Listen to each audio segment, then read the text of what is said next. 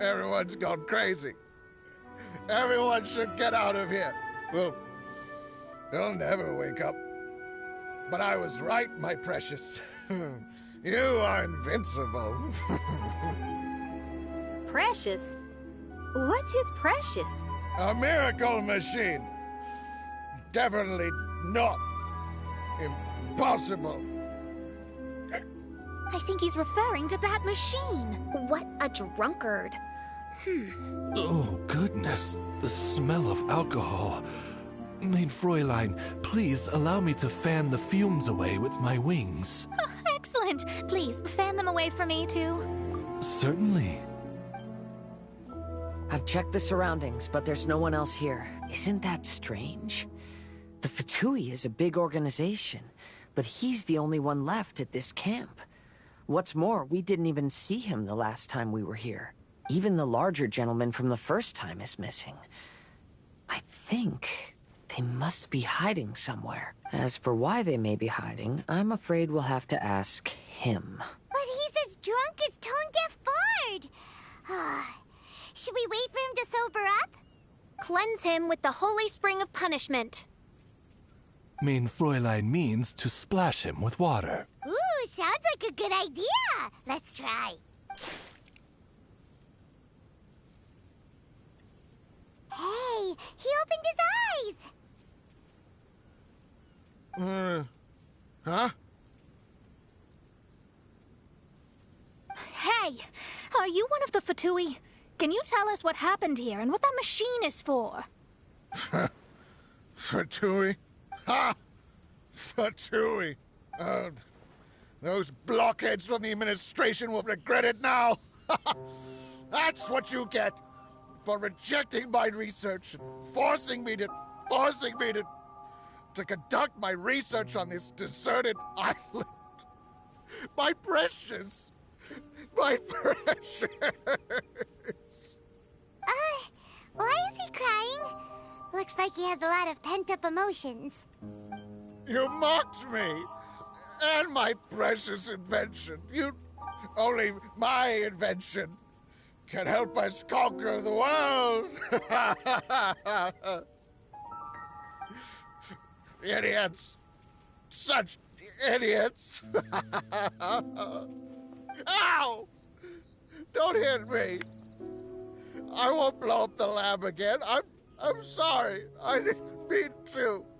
This man's gone insane. There's no way we can communicate with him. He wasn't like this when we first met him. It looks like the effects have grown worse, to the point of driving him mad. My manuscript. My manuscript. Only that can save. Manuscript? Where is it? Don't yell at me. Don't yell at me. Fischl, don't yell at him. Then I'll... Let me try.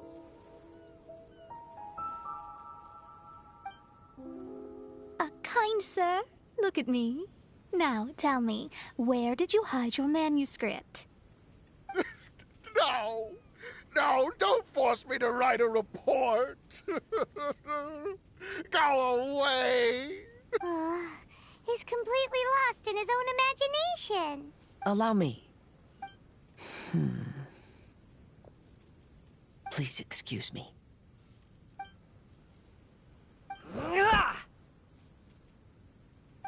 Oh! My butt! My brain is finally starting to work again. It's not a mushy mess anymore. Can you tell me where you put the manuscript? The manuscript.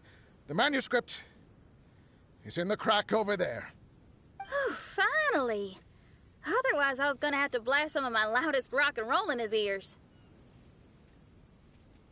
Kazuha hesitated for a long time before making a move. He's so nice. Everyone, let's search the stone cracks nearby for the manuscript.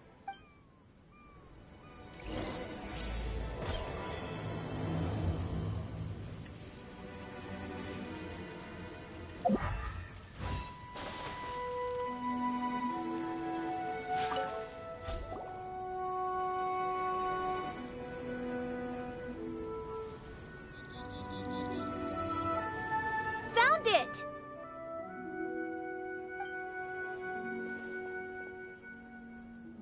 Congratulations! We found the key to solving the problem. Let me see.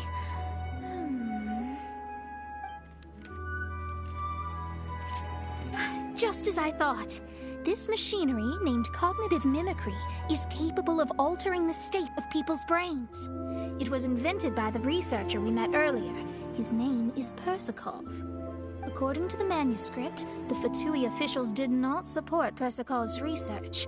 They believed he had taken the wrong path. But Persakov insisted on putting his machine to use. In order to achieve that, he disassembled the machine and used his connections to transport the parts to this deserted island. How did they find this island? The Fatui's intelligence network is not to be underestimated. Persakov was dead set on carrying out his experiments on this island. Most of his subjects were junior Fatui soldiers who all signed a waiver beforehand. It looks like they really thought this machine would benefit the Fatui. How does the machine work? That's most likely top secret. The manuscript didn't reveal any details, but Persakov did mention that the machine was modeled after the power of a god. Does that mean there's a god connected to these dreamlike mirages, and the Fatui found a way to research it? Clearly. Otherwise, they wouldn't have been able to reproduce the god's power. Anyway, Persakov's experiment did not go as planned. The machine broke down just days after it was activated. They tried to fix it, but the technologically illiterate Fatui soldiers completely ruined the machine. Even its most important component of all, the crystalline cores, got ejected and disappeared. A testament to the importance of maintenance in all aspects of life. I believe we can all learn something from this. Persakov may be a mad scientist, but he didn't want to see his subordinates suffer. Besides, if he didn't solve the problem, he would end up going insane as well. As a last resort, Persakov went out on his own to look for the cores. But he was just a sickly researcher, unfit for the task. He had to give up. Then, Persakov went searching for the soldiers who had gone mad and strayed from the group, and took them to a hidden cave. I think that was where they were at the day we arrived on this island. Persakov was taking a strong Fatui soldier somewhere. Yes, it took Persakov all of his strength to get all the missing soldiers into the cave. He tried to snap them out of it with music and poetry, but nothing worked. We came here once, but there was no one around. Come to think of it, that must have been the day Persakov was busy gathering the soldiers into the cave. There's good news and bad news written on the last few pages. The good news is, Persakov managed to figure out the location of the crystalline cores by piecing together the snippets of information he could get from the delirious soldiers. The bad news is Persakov failed to revive them and eventually succumbed to the device's influence himself. The last few pages of the manuscript are just unintelligible drunken scribbles. It appears that the responsibility for this issue now falls to my retainers and I. There's a map in the manuscript. The markings should indicate the locations of the crystalline cores. We've got no choice but to find the crystalline cores now!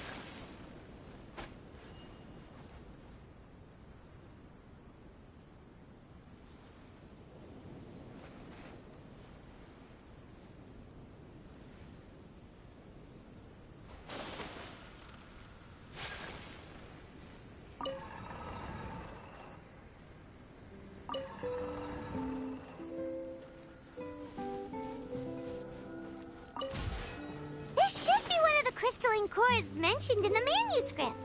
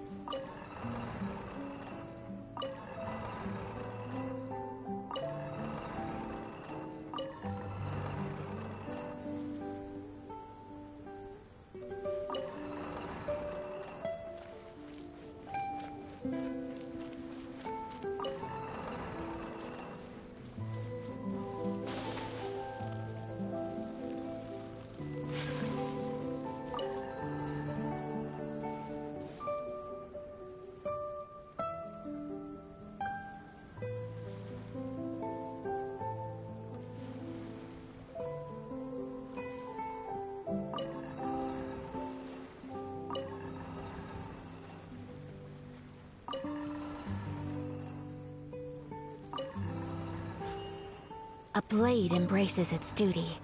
As a jeweler...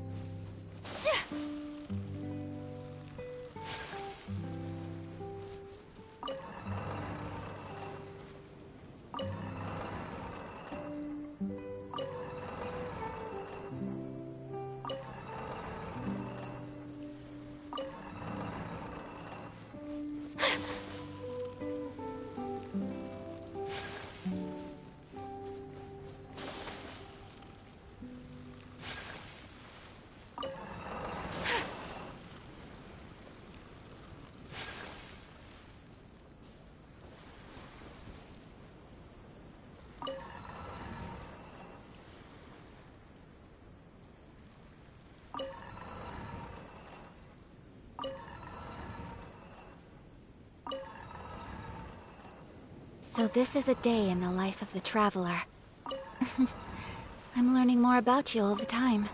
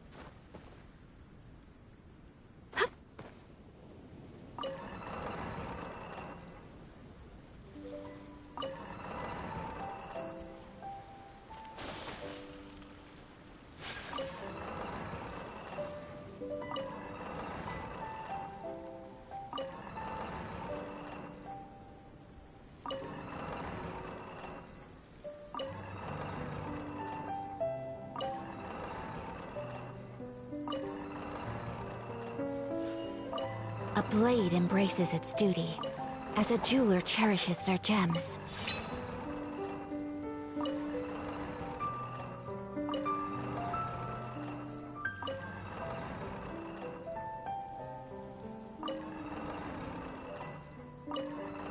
A blade is like a tea leaf. Only those who sample it many times can appreciate its true qualities.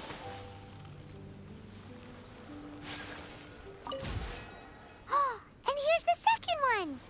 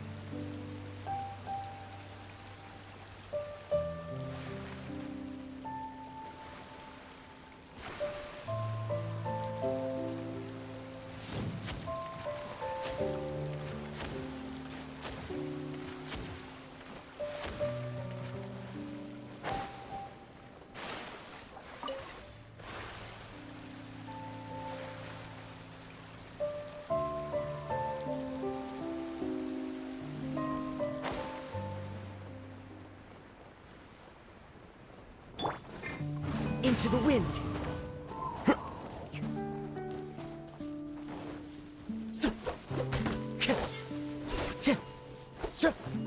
One with nature.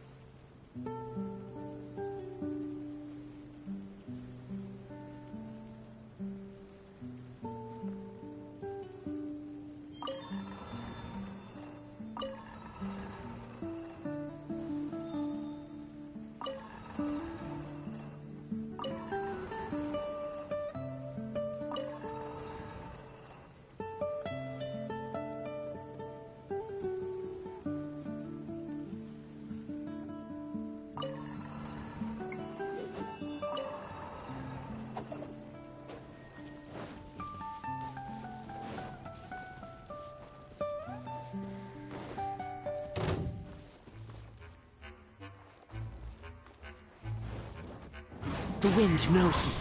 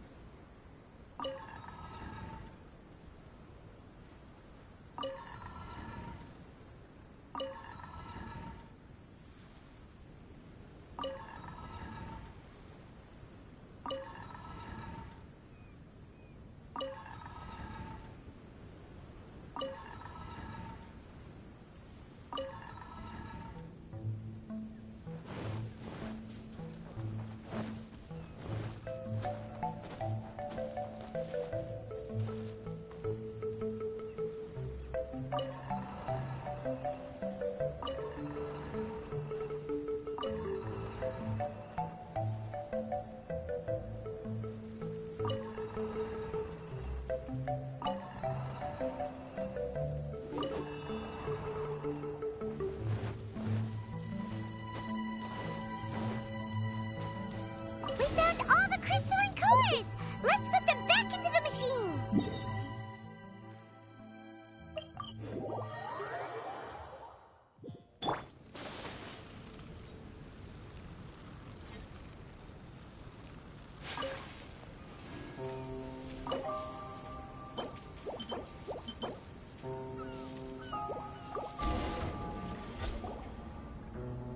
We've inserted all the crystalline cores, Mona.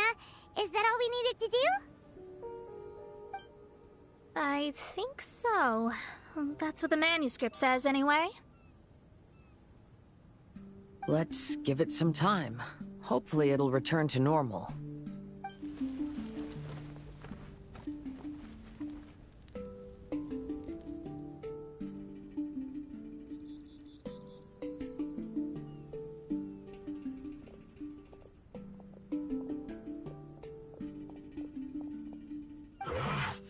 Someone's in our camp. Hey, who are you people? Hold on. Look at the machine. Is it fixed? What? But Mr. Persikov is still lying on the ground over there. We're the ones who fixed the machine! Yeah, you're welcome! We could have had a nice, relaxing vacation if all of this hadn't ended up occupying so much of our time. Apologize to me and my retainers at once. Uh-huh? Oh no, I'm out of here. Hey! Don't leave me here on my own. Mr. Persikov's still there. We need to save him. Those two definitely seem a little more lucid now. It looks like we succeeded. Yay! Let's get out of here then! Paimon wants to spend the rest of this vacation back at our own camp. Yeah, but it feels like our camp now. Kinda like our temporary home. Then perhaps we should call it the Embassy of the Imanakreich and Dodoland. Huh? No! That's too many words! Paimon would prefer something easy to remember. Come on, let's go home now.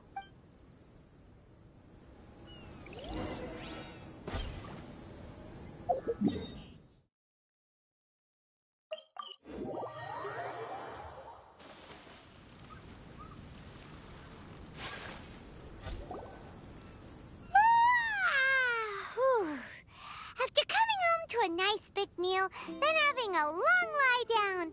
Paimon's finally starting to feel relaxed. Is the hospitality of the Immonakreich to thy liking? Paimon's loving it. Wonderful.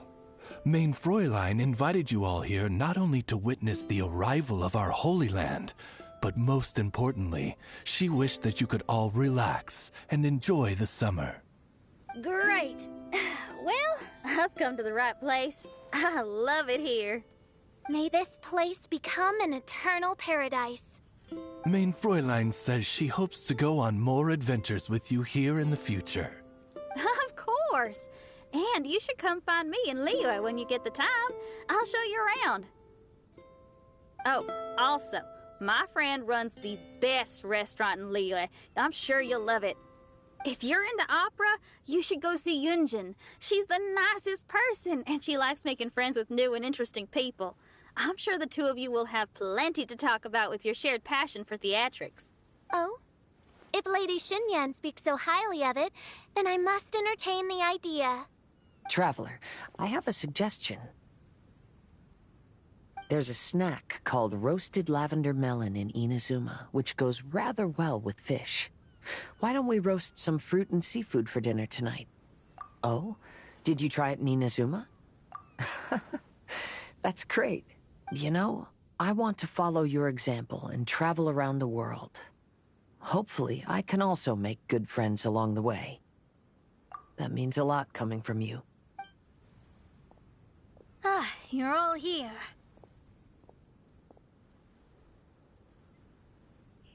I've noticed an issue. Although we've fixed the machine, as you can see, the mirages on the islands have still not disappeared. I've noticed that too. But considering it took some time for the mirages to appear, it may also take some time for them to disappear. Yes, that's definitely possible. In other news, my scryglass seems to be working fine now. The divination results are also looking about right. Although there are some parts in the results that I don't quite understand. It's as if there is some sort of power surrounding us. And it's still watching us. Do you think it's caused by the machine? Or perhaps Persikov? Sorry, I'm also not sure. All I know is that the power is not hostile at the moment. Whatever it is, it doesn't seem to harbor any ill will toward us.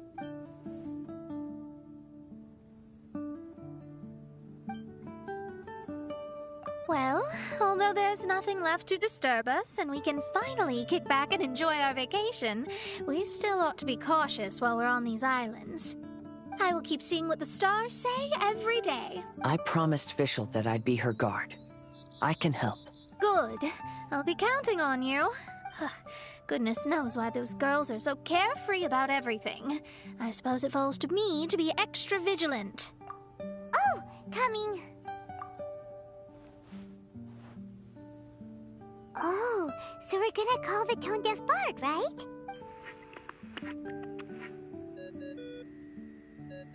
Well, hello there, strangers.